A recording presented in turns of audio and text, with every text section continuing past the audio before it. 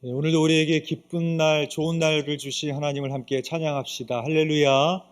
네, 오늘도 하나님께 소망을 두고 예배하신 여러분들을 사랑하고 축복합니다. 어제 관악서 찬양제가 있었습니다. 우리 찬양대가 오늘 봉헌송으로 부를 거기에 내 주님 계시네라는 찬양을 했습니다.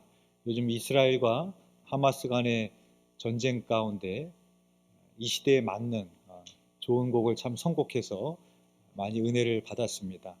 은혜를 받았지만 한편으로 좀 안타까운 마음이 들었습니다. 최근에 들어서 관악서 찬양제 때 저는 그게 컴페티션이 아니기 때문에 저는 뭐 몇 명이 뭐 섰냐, 뭐 다른 교회보다 우리가 더 몇 명이 누가 어느 교회가 더 많이 나왔냐, 저는 이런 거에 대해서는 굉장히 자유한 사람입니다. 근데 최근 들어 한 몇 년에 이 관악서 찬양대를 보면서 너무 숫자가 적고 너무 연세가 많으신 분들만 서 있는 다른 교회에 비해서 그런 거를 보면서 좀 안타까운 마음이 들더라고요. 그래서 보여주기 위한 찬양은 아니지만 내년에는 특별히 좀 우리 많은 분들이 성가대를 좀 지원하셨으면 좋겠습니다. 특별히 좀 젊으신 분들이 그리고 여러분들의 자녀들을 좀 권면하셔서 성가대 자리가 좀 꽉 찰 수 있도록, 그래서 꽉 차 있는 모습만 봐도 은혜가 될 수 있는 그런 성가대가 되기를 소망합니다. 인류 역사를 보면 인간은 땅과 뗄래야 뗄 수 없는 불가분의 관계였습니다. 그래서 인류의 역사를 보면은 대부분의 전쟁은 땅을 더 차지하기 위해서, 영토를 확장하기 위한 전쟁들이었습니다. 지금 벌어지고 있는 이스라엘과 하마스 간의 전쟁도 여러 가지 복잡한 원인들이 얽혀 있습니다. 종교적인 이유도 있지만 오랜 세월 동안 그렇게 싸우고 다투는 이유 중에 한 가지는 팔레스타인이라는 땅을 차지하기 위한 영토 분쟁이기도 한 것입니다. 또한 농경사회를 살아가고 있는 시대에서는 얼마나 비옥한 땅을 차지하고 있느냐에 따라서 먹고 사는 문제가 결정이 되었었고, 산업화 시대에서는 여러 가지 필요한 광물과 자원을 확보하기 위해서는 땅은 절대적인 존재였습니다. 땅은 부의 상징입니다. 얼마나 많은 땅을 소유하고 있느냐에 따라서 사회적 계급이 나뉘어지기도 했고, 그것은 과거에만 그런 것이 아니라 오늘날에도 여전히 땅은 부의 상징입니다. 구약에서 땅이라고 번역된 에레츠라는 단어는 2370번이나 반복적으로 언급됩니다. 그래서 구약학자 크리스토퍼 라이트는 이렇게 말했습니다. 구약에 3대 주제가 있는데 그것은 하나님과 백성과 땅의 언약이다 라고 말했습니다. 그래서 성경에 보면은 땅의 이야기가 많이 나옵니다. 아브라함의 부르심은 아비본토 친척집을 떠나 하나님이 지시할 땅으로 가는 것으로 시작이 됩니다. 하나님은 애굽에서 종살이를 하고 있던 이스라엘을 출애굽시키셔서 약속의 땅으로 가라고 명하십니다. 하나님은 바벨론 포로로 끌려갔던 이스라엘을 다시 고국으로 돌아오게 하십니다. 그리고 요한계시록에 보면 마지막 날에 새 하늘과 새 땅을 창조하시고 새 예루살렘을 내려주심으로 하나님의 나라의 완성을 이루실 것에 대해서 말씀하고 있습니다. 오늘 본문의 내용은 이스라엘이 출애굽을 하여 3개월이 되던 날, 그들은 시내 광야에 이르게 됩니다. 오늘 보면 출애굽기 19장 1절의 말씀 우리 함께 봉독하겠습니다. 이스라엘 자손이 애굽 땅을 떠난 지 3개월이 되던 날 그들이 시내 광야에 이르니라. 아멘. 그때 하나님께서는 모세를 시내산으로 부르셔서 이스라엘과 시내산 언약을 맺으십니다. 이스라엘은 애굽에서 노예로 430년 동안 종살이를 하고 있었습니다. 애굽에서는 그들이 종살이를 하였기 때문에 무엇 하나 소유할 수가 없었을 것입니다. 근데 하나님께서 가나안이라는 땅으로 가라고 하셨고, 그곳에 가면 땅을 기업으로 받게 될 것이고, 다시 말하면 나의 소유가 생기는 것이고, 농사도 짓고 살 수 있다라는 소망이 생기게 된 겁니다. 그러한 소망을 가지고 척박한 광야를 잘 견디고 3개월 동안 진군했을 때의 일이었습니다. 그런데 그들이 시내 광야에 이르렀을 때 하나님께서는 왜 그들을 애굽에서 불러내셨고 왜 가나안 땅으로 인도하시는지에 대해서 말씀해 주시는 겁니다. 다시 말해서 그 여정의 궁극적인 모티브가 무엇인지, 궁극적인 목적이 무엇인지에 대해서 말씀해 주시는 대목이 바로 오늘 본문의 말씀입니다. 이렇게 말씀해 주십니다. 오늘 보면 출애굽기 19장 5절에서 6절의 말씀 우리 함께 봉독하겠습니다. 세계가 다 내게 속하였나니 너희가 내 말을 잘 듣고 내 언약을 지키며 너희의 모든 민족 중에서 내 소유가 되겠고 너희가 내게 대하여 제사장 나라가 되며 거룩한 백성이 되리라. 너는 이 말을 이스라엘 자손에게 전할지니라. 아멘. 세계가 다 내게 속하였나니, 그러니까 세계가 다 하나님의 소유다라고 말씀하고 있는 겁니다. 이 말은 무슨 의미가 되겠습니까? 앞으로 들어가서 차지하게 될 가나안 땅의 소유권도 가나안 땅도 하나님의 소유다. 하나님의 것이다. 그렇게 말씀하시는 겁니다. 너희는 모든 민족 중에서 내 소유가 되겠고 또한 언약 백성인 너희들도 하나님의 소유임을 말씀하고 계시는 것입니다. 지금 이스라엘은 광야에 있습니다. 그리고 조금 전에는 애굽 땅에서 살고 있었습니다. 그리고 지금은 가나안 땅을 향해서 진군하고 있습니다. 세 가지의 땅이 있습니다. 첫 번째 애굽이 있고, 두 번째는 광야가 있고, 세 번째는 가나안이 있습니다. 그런데 이 세 가지 땅에 공통점이 있습니다. 그 공통점은 무엇인가 하면 이 세 가지 땅은 소유할 수 없거나 소유해서는 안 되는 땅입니다. 첫 번째 애굽. 애굽에서는 이스라엘이 노예로 종살이를 했습니다. 종살이를 하고 있는 이스라엘이 애굽 땅은 소유할 수가 없었겠죠. 소유가 불가능합니다. 두 번째로 광야. 광야는 너무나 크고 광활해서 소유할 수 없는 땅입니다. 그리고 세 번째로 가나안. 지금 하나님께서 말씀하신 것처럼 그 땅의 소유권은 그 땅에 들어가게 될 이스라엘에게 있는 것이 아니라 하나님에게 있음을 말씀해 주고 계십니다. 그러니까 가나안은 소유해서는 안 되는 땅입니다. 레위기 25장 23절에 이렇게 말씀합니다. 토지를 영구히 팔지 말 것은 토지는 다 내 것임이니라 라고 말하고 있습니다. 토지를 함부로 사고 팔 수 없는 이유는 무엇인가 하면 토지의 소유권은 하나님에게 있기 때문에 그렇습니다. 이스라엘에는 희년이라는 제도가 있습니다. 희년은 안식년이 7번이 지나 50년이 되는 해를 가리켜 희년이라고 부릅니다. 희년이 되면 모든 종되었던 것을 해방을 시키는 해입니다. 노예들을 해방시켜주고 채무를 진 것이 있으면 면제해주고 그리고 땅을 잃어버린 사람이 있다면 그 땅을 돌려주게 됩니다. 오늘날로 말하자면 불가능한 일이죠. 그렇죠? 내가 어떤 빚을 져서 내가 땅을 담보로 해서 대출을 받았는데 내가 빚을 못 갚으면 내 땅의 소유는 은행으로 넘어가는 겁니다. 근데 은행이 그 땅을 나에게 그냥 줄 이유가 없죠. 근데 이때 이것이 가능했던 이유는 무엇인가 하면 그 땅의 소유권은 하나님에게 있기 때문에 가능한 겁니다. 그래서 이스라엘에게는 땅의 경작권만 있는 것이지 소유권은 없었습니다.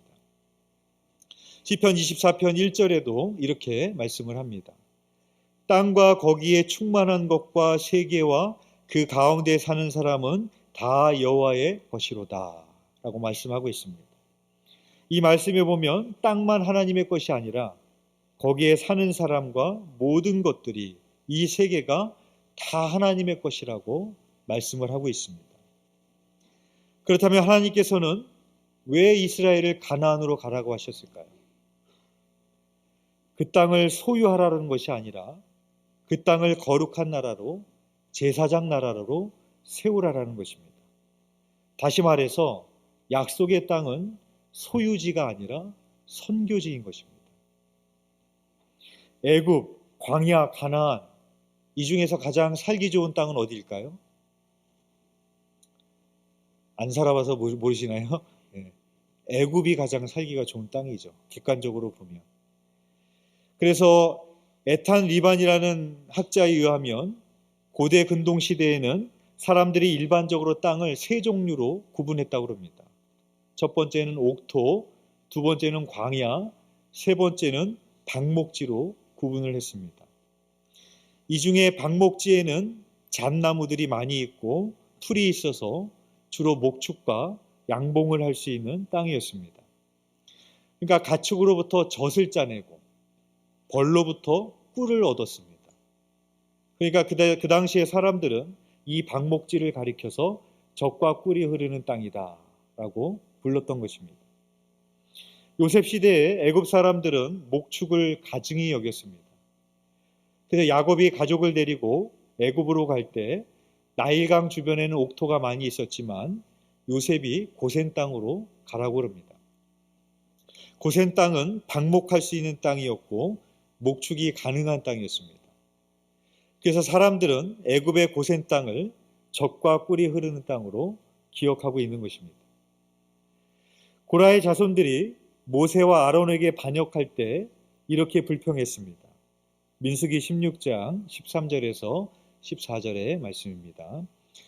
내가 우리를 젖과 꿀이 흐르는 땅에서 이끌어내어 광야에서 죽이려 함이 어찌 작은 일이기에 오히려 스스로 우리 위에 왕이 되려 하느냐. 이뿐 아니라 내가 우리를 젖과 꿀이 흐르는 땅으로 인도하여 드리지도 아니하고 밭도 포도원도 우리에게 기업으로 주지 아니하니 내가 이 사람들의 눈을 빼려느냐. 우리는 올라가지 아니하겠노라 라고 말했습니다. 여러분, 이 말씀에 보면은 젖과 꿀이 흐르는 땅이 두 번 나옵니다. 그러면은 앞에서 나오고 있는 젖과 꿀이 흐르는 땅은 어디를 가리키는 거예요? 화면을 좀 보시고 읽어보십시오. 어디를 가리키는 것 같아요? 애굽을 가리키는 거예요. 그리고 뒤에 나오는 젖과 꿀이 흐르는 땅은 어디를 가리키는 겁니까? 가나안을 가리키는 거예요. 그러니까 성경에서는 젖과 꿀이 흐르는 땅을 가나안만을 말하고 있지 않습니다. 애굽도 젖과 꿀이 흐르는 땅이라고 부르고 있습니다. 실제로 애굽은 실제로 젖과 꿀이 흐르는 땅이지만 가나안은 실제로 젖과 꿀이 흐르는 땅이 아니라 척박한 땅입니다. 그럼에도 불구하고 가나안을 젖과 꿀이 흐르는 땅이라고 부르는 이유는 여기에 있습니다. 신명기 11장 10절에서 12절의 말씀입니다. 내가 들어가 차지하려 하는 땅은 내가 나온 애굽 땅과 같지 아니하니 거기에서는 너희가 파종한 후에 발로 물대기를 채소밭에 댐과 같이 하였거니와 너희가 건너가서 차지할 땅은 산과 골짜기가 있어서 하늘에서 내리는 비를 흡수하는 땅이요 내 하나님 여호와께서 돌보아 주시는 땅이라 라고 말하고 있습니다. 애굽은 나일강이 있어서 관계 수로가 용이하고 발로 물대기를 할 정도로 풍요로운 땅입니다. 그러나 가나안은 하늘에서 내리는 비를 흡수해야 되는 땅입니다. 그럼에도 불구하고 가나안을 젖과 꿀이 흐르는 땅이라고 부른 이유는 하나님 여호와께서 돌보아 주시는 땅이기 때문에 그렇습니다. 하나님의 은혜만을 구해야만 되는 그곳이기 때문에 성경은 젖과 꿀이 흐르는 땅이라고 말하고 있는 것입니다. 영적인 의미인 것이죠. 레위기 18장 3절의 말씀입니다. 너희는 너희가 거주하던 애굽 땅의 풍속을 따르지 말며 내가 너희를 인도할 가나안 땅의 풍속과 규례도 행하지 말고 라고 말씀하고 있습니다. 지금 애굽 땅을 나왔으니까 애굽 땅의 풍속을 따르지 말아야 될 것은 당연한 일일 것입니다. 근데 이제 가나안 땅에 들어가게 되는데 또 뭐라고 말씀하시는가 하면 그 가나안 땅의 풍속과 규례도 행하지 말아라. 그렇게 말씀하고 있습니다. 가나안 땅에 들어가서 정착하려면 그 사람들의 풍속과 규례를 따라야 되지 않겠습니까? 거기서 정착하려면은 그 사람들의 문화와 풍습을 따라가야 되지 않겠습니까? 그런데 하나님께서는 그렇게 하지 말라고 말씀을 하시는 겁니다. 왜 그렇겠습니까? 하나님께서는 그 땅을 소유하러 보낸 것이 아니라 그 땅을 거룩한 나라로 제사장 나라로 세우시기 위해서 이스라엘을 보내셨기 때문인 것입니다. 그러나 이스라엘이 그 땅을 소유하려 했기 때문에, 정착해서 살려 했기 때문에 가나안 족속을 쫓아내지 않았고 그들의 문화와 풍습을 쫓아 살아가며 가나안의 우상을 섬기게 되었던 것입니다. 하나님이 우리에게 주신 곳을 선교지로 생각하지 않고 소유지로 생각할 때 어떠한 일이 벌어지게 되는가? 하나님께서 천지를 창조하시고 인간에게 복을 주시고 명령하신 내용이 있습니다. 그것은 무엇인가 하면 생육하고 번성하여 땅에 충만하라, 땅을 정복하고 다스리라 라고 말했습니다. 땅을 정복하고 다스리라 라고 말하니까 마치 인간이 땅을 다 소유해도 되는 것처럼, 땅을 내 마음대로 해도 되는 것처럼 그렇게 받아들이기가 쉽습니다. 그러나 하나님께서 말씀하셨던 의미는 그런 의미가 아닌 것이죠. 그 땅의 소유는 하나님의 것입니다. 다만 우리에게 주신 모든 것을 잘 관리하고 보존하라라는 청지기적인 사명의 말씀이었던 것입니다.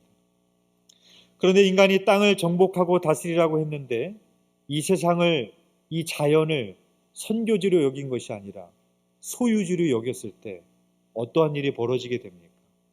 오늘날 우리가 경험하고 있는 것처럼 기후온난화와 여러 가지 환경 파괴로 코로나와 같은 바이러스와 지진과 해일과 태풍과 여러 가지 예상하지 못한 자연의 재해로 인류가 급습을 받고 있는 현실을 우리는 경험하고 있습니다. 배우자를 나의 소유로 여기면 어떻게 될까요? 우리가 배우자를 가리켜서 내 남편, 내 아내 그렇게 부릅니다. 그러니까 우리는 배우자도 내 겁니다. 그렇죠? 근데 내 남편, 내 아내가 어디 있겠습니까? 오늘 말씀처럼 내 아내, 내 남편도 하나님의 소유입니다. 그런데 배우자를 소유하려고 하면 어떻게 될까요? 서로를 지배하려고 하고 나에게 복종시키려고 하고 질투와 의부심과 의부증과 의처증으로 부부가 파멸에 이를 수도 있게 되는 겁니다. 우리는 자식을 나의 소유라고 생각합니다. 내 것이라고 생각합니다. 그래서 내 마음대로 자식을 키우려고 하고 나의 뜻을 이루게 하려고 합니다. 넌 내 소유야, 내 거야. 넌 내 가나안이야. 우리가 자식을 가리켜서 내 가나안인 것처럼 그렇게 여기면서 우리가 살지 않습니까? 그렇게 해야 될 때 어떻게 됩니까? 자식이 내 마음대로 되지 않을 때 자식에게 분풀이를 하고 자식은 자칫 어긋난 일로 가게 되는 그런 일을 우리가 많이 보게 되어집니다. 사랑하는 교회 여러분, 하나님은 가정을 우리에게 소유지로 준 것이 아니라 선교지로 주신 줄 믿습니다. 그래서 우리 가정이 하나님의 거룩한 나라로, 제사장 나라로 세워지기를 원하시는 것입니다.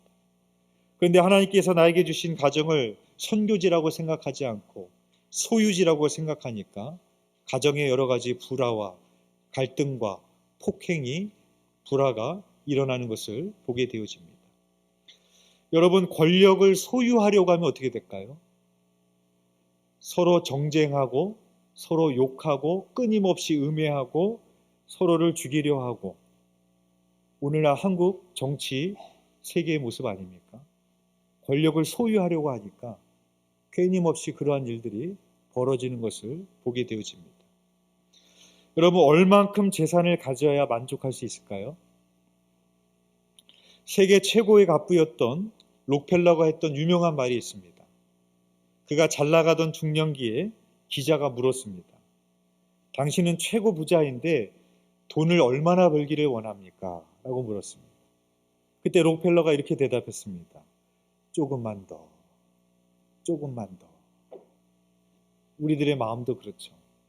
아무리 많이 가져도 거기에는 만족이 없는 겁니다. 조금만 더 벌어야 되는 거고 조금만 더 가져야 되는 것이 인간의 욕망입니다. 그런데 그에게 갑자기 문제가 생겼습니다. 53세가 되던 해에 과로로, 걱정과 운동과 휴식 부족으로 탈모증이 왔고 머리와 눈썹이 빠졌고 소화가 안 되고 불면증으로 시달리기 시작했습니다. 그래서 병원에 갔더니 의사가 이렇게 말합니다. 1년 이상 살 수 없습니다. 정리하셔야 될 것 같습니다. 라는 사망 선고를 받게 됩니다. 록펠러가 잠을 이루지 못하다가 우연히 거실 테이블 위에 놓여있던 성경책을 보게 됩니다. 그리고 성경책을 펼쳤는데 누가복음 6장 38절의 말씀이 눈에 들어왔습니다. 어떤 말씀인가 하면 이 말씀입니다. 주라, 그리하면 너희에게 줄 것이니 곧 후히 주고 누르고 흔들어 넘치도록 하여 너희에게 안겨주리라. 너희가 헤아리는 헤아림으로 너희도 헤아림을 도로 받을 것이라. 라는 말씀이었습니다. 사망 선고를 받고 우연히 성경 말씀을 펼쳤는데 어떤 말씀이 눈에 들어왔는가 하면 주라, 줘라. 네가 주면 내가 너에게 누르고 흔들어 넘치도록 내가 너에게 안겨주겠다라는 하나님의 말씀이 그 마음속에 섬광과처럼 빛처럼 들어오게 된 겁니다. 그래서 생겨난 것이 록펠러 재단입니다. 그동안은 조금만 더 병에 걸려 살다가 이제는 움켜쥐었던 돈을 나눠주면서 기쁨과 평안을 누리게 되었습니다. 의사는 1년도 못 산다고 그랬지만 주기 시작하면서 나눠주기 시작하면서 선교하기 시작하면서 잠이 잘 오기 시작했고 빠진 머리가 다시 나고 건강이 다시 좋아지기 시작했습니다. 그리고 록펠러는 그 이후에도 주는 일을 수없이 많이 하면서 98세까지 장수했습니다. 재산을 소유하려고 해보십시오. 록펠러의 말처럼 조금만 더, 조금만 더. 아무리 가지려고 해도 그 욕망은 채워지지 않습니다. 소유의 탐욕이 절정에 이르게 되면 어떻게 될까요? 하나님까지 나의 소유로 여기게 됩니다. 그래서 하나님을 내가 필요하면 내가 부적처럼 사용하는 소유물처럼 여기게 됩니다. 그래서 하나님이 내 뜻대로 해주지 않으면 거침없이 버려버리고 하나님은 그저 나의 소유물로 소모품에 불과하게 되어버리는 것이죠. 이스라엘은 지난 400여 년 동안 어떤 소유도 가질 수 없이 살아왔습니다. 하루하루 바로의 착취 가운데 살아왔습니다. 그리고 지금 그들은 너무나도 척박한 광야 한가운데에 서 있습니다. 그 척박한 광야를 걸어가고 있던 이스라엘이 가지고 있었던 유일한 소망이었다면 이제 저 가나안 땅에 들어가면 저 젖과 꿀이 흐르는 땅에 들어가면 나도 땅 한 평 가질 수 있겠구나. 나도 이제 무언가를 좀 소유할 수 있겠구나. 그런 소망을 갖고 걸어가지 않았겠습니까? 근데 이게 웬 말입니까? 오늘 신의 산으로 부르시고 하나님이 그렇게 말씀하시는 거예요. 세계는 다 나의 것이다. 가나안도 나의 것이다. 너희도 내 것이다. 그렇게 말씀합니다. 우리에겐 은혜롭게 들릴지 모르겠지만 광야에 있던 그 가나안을 향해서 가고 있었던 이스라엘 백성들에게는 청천벽력과 같은 소리로 들렸을 겁니다. 얼마나 실망스러웠을까요? 광야를 걸어가고 그 한 가지 소망을 갖고 걸어가고 있었는데. 그래서 그들은 광야를 걸어가는 동안에 늘 원망하고 억울하다고 그러고 불평을 늘어놓으면서 걸어갔습니다. 사랑하는 교회 여러분, 우리들도 마찬가지 아니겠습니까? 우리들도 모두 소유의 가나안을 소망하면서 살아가고 있지 않습니까? 그 가나안이 내 자녀일 수도 있고 그 가나안이 지식과 학벌과 권력과 재산일 수도 있습니다. 그래서 그 소유를 얻지 못할 때 우리는 끊임없이 불평과 원망과 불평 속에서 우리는 살아가게 됩니다. 사랑하는 교회 여러분, 그러나 오늘 말씀처럼 기억하시기를 바랍니다.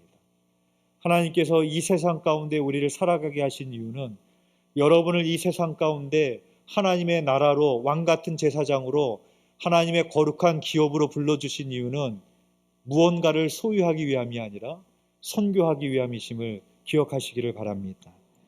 하나님은 우리를 소유하는 삶이 아니라 선교하는 삶으로 부르셨습니다. 선교지는 해외에만 있는 것이 아닙니다. 내가 살아가고 있는 모든 영역이, 나의 가정이, 나의 자녀가, 여러분의 일터가, 내가 만나고 있는 모든 사람이, 나의 삶의 모든 영역이 하나님이 불러주신 선교지입니다.